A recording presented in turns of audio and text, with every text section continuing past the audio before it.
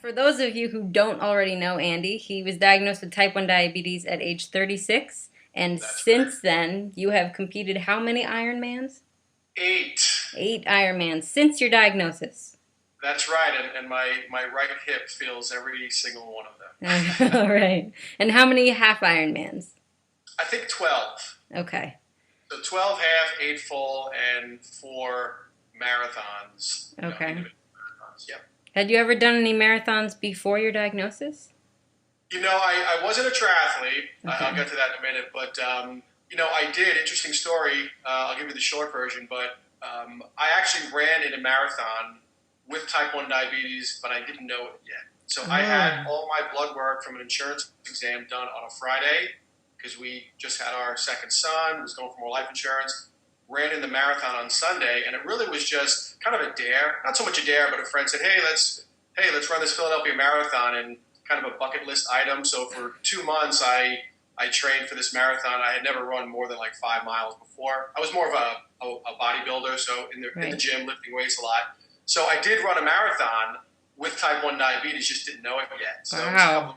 couple of weeks after that marathon that I learned that I had type 1. But I had never done a triathlon before. Actually, I didn't own a bike and I didn't know how to swim. And people ask me, well, why on earth did you become an Ironman triathlete? And it was really simple for me. I wanted to treat this diagnosis as an opportunity to not only show my sons that I wasn't going to let it limit my life in any way, but I thought that if I could possibly use it as a platform to inspire children with type 1 diabetes or Right. bring hope and comfort to their parents who worry about them every single day, that's really why I decided to become an Ironman. I thought, what's the biggest stretch goal that I could possibly do? And I think for someone who didn't know how to swim and wasn't a triathlete, Ironman certainly fit the bill. Yeah, Ironman's challenging enough for a non-diabetic. It's a lofty goal for a person with diabetes. It's It is, amazing. and the biggest challenge I have, not only on race day but during training, is managing my blood sugar because I'm assuming people that are watching this have type 1 diabetes or know someone with type 1 diabetes. It's hard enough to manage your blood sugar just throughout the course of a normal day. Right. When you introduce extreme exercise, the fact that I'm eating 5, 6, 7 times a day, I'm also taking in the required carbohydrates to get through training and racing. Right. There's really a lot to juggle, and it ends up I spend most of my time not worrying about how much my legs hurt during a long run or a long bike ride, but really trying to get my blood sugar in a range where it's not too high because Yeah. that's not going to help my performance, and also not too low because that could end a workout or at worst end a race if Right. it's too And quickly on that note, I know a lot of people really struggle with the concept of they purposefully set their blood sugar high before exercise, low. and you know this, it's critical to have it in a stable range. Can you explain that to people how imperative that is to your success? Sure. The most efficient way that we create energy is, and you're the nutrition expert, is burning carbs. So it's really important for a triathlete to use carb burning as your most efficient source of energy during a race. If your blood sugar is too high, you're not burning carbs, you're Right. burning fats and proteins, and that's really not helping you much. So what I have to do, and I'll talk just about race day, is I have to get up about 3 hours before the swim start, have a big breakfast loaded with good clean carbs because I need Hmm. that energy. But if I gave myself the proper dose, proper bolus of insulin to cover those carbs, 3 hours later when I jump in the water to start swimming, my blood sugar is going to tank Right. because as you start exercising, your muscle cells become more receptive to the insulin, and it's actually a more efficient system. So what I try to do is have my blood sugar higher than normal at the start of the race, but that's almost impossible to exactly predict. Right. Okay, I want my blood sugar to be 201 in 3 hours from now. That's really hard Right. to do. So I do what I can. I rehearse a couple of days before a big race. I'll get up early in the morning. I'll have the same breakfast. I'll kind of walk Okay. around, pretend like I'm getting ready for a race. And my goal really is to start the race, start the swim with a blood sugar that's in the 200 range, but stable. I don't Hmm. want a 200 on the way up or 200 on the way down. Right. I want it stable at 200. And then Okay. if I can get out of the water and I'm about the same level, that's going to help the rest of the day. Okay. The bigger or the additional problem is when I'm swimming, I can't test my blood sugar. Yeah. So you're So playing it safe.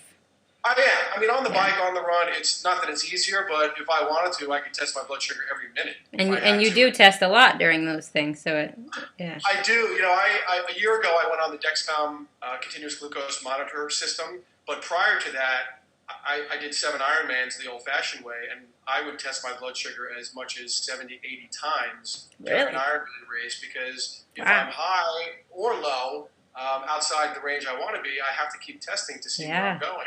You Wow. know, I trained too hard to have a race ended because of blood sugar issues. Right. Yeah. So you Yeah. put in a lot of energy to practice and study it before the race day.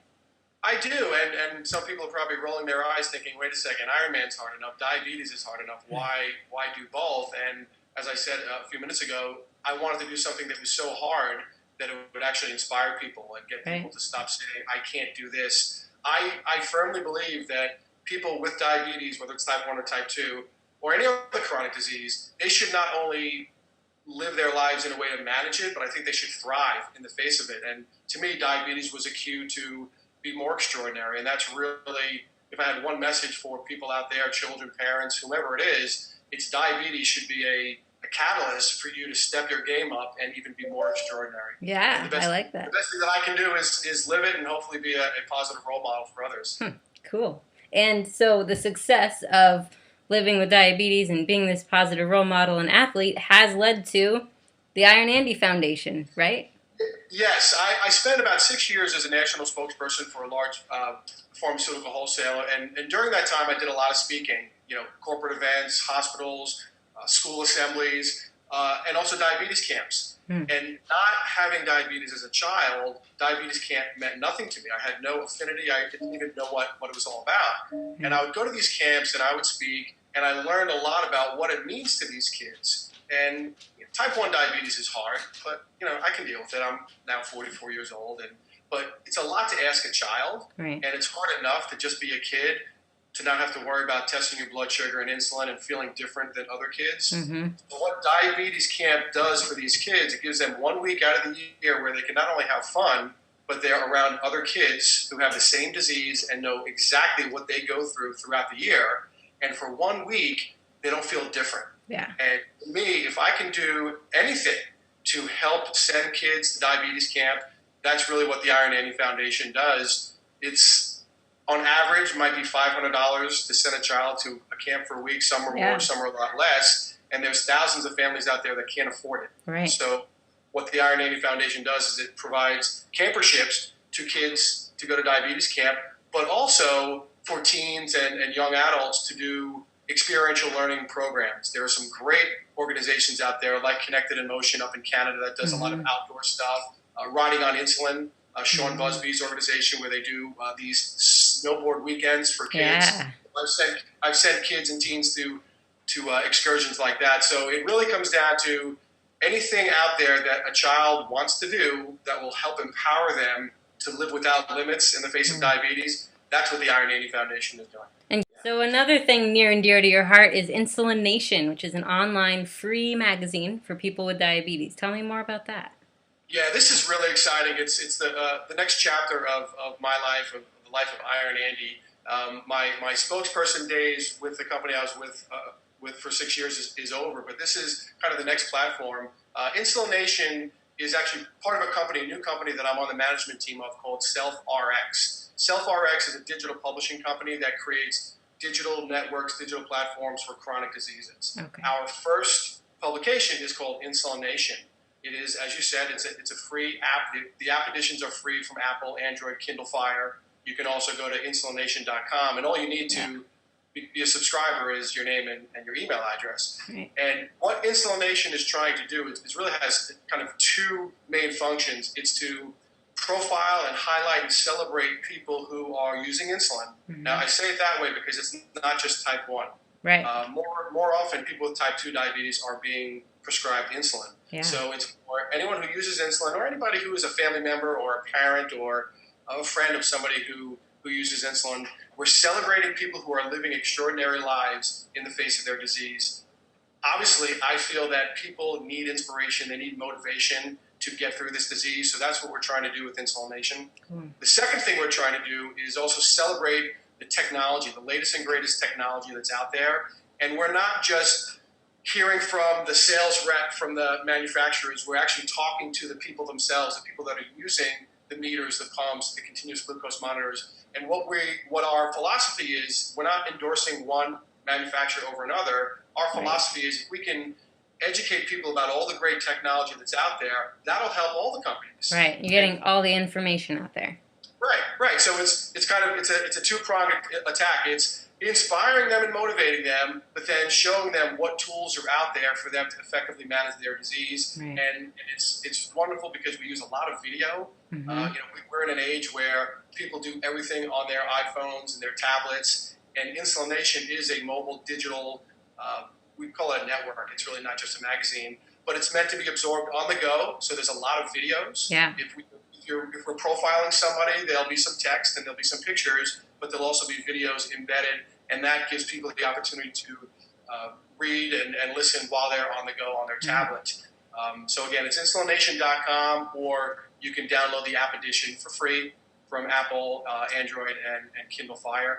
We've done 6 issues so far. Okay. Issue 5 actually featured you doing a series called about emotional eating. And I believe in our November issue, you're also doing some interviews. Yeah, we'll have an article about how to choose the best pump or CGM for you, because there are so many and they're so different.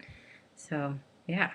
That's important because people always ask me, what pump do you use, what meter do you use? And I've used a bevy of technology in the 7 or 8 years that I've had diabetes. I started on the Medtronic pump, which was fine.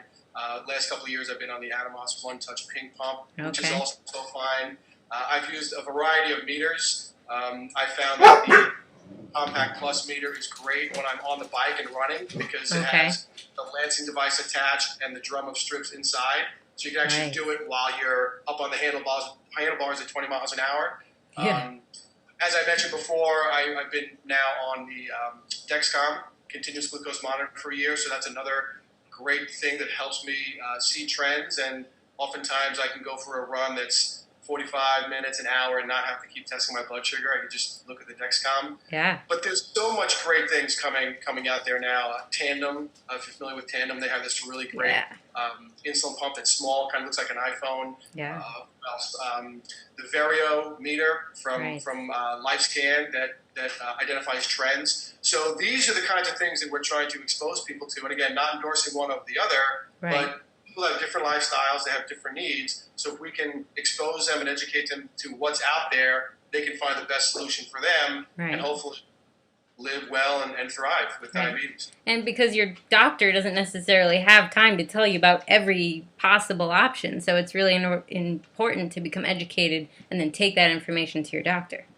This is just my opinion. When I was first diagnosed, my endocrinologist put me on a pump, said, here's the pump you should use, and then here's the meter you should use. And it's more of being told what to use, where I think because this is such a personal disease and having a pump and a meter and things attached to you, you have to live with this every day. It should be more of me choosing what I want to use. And I think the only barrier to that is people just don't really know everything that's out there. They'll read a brochure that the company puts out. But by us in the pages of Insulin Nation interviewing people, the users, regular people that have the disease, so that way people can kind of get a feel for what technology would be best for them. And I think that's a great service that we're providing people.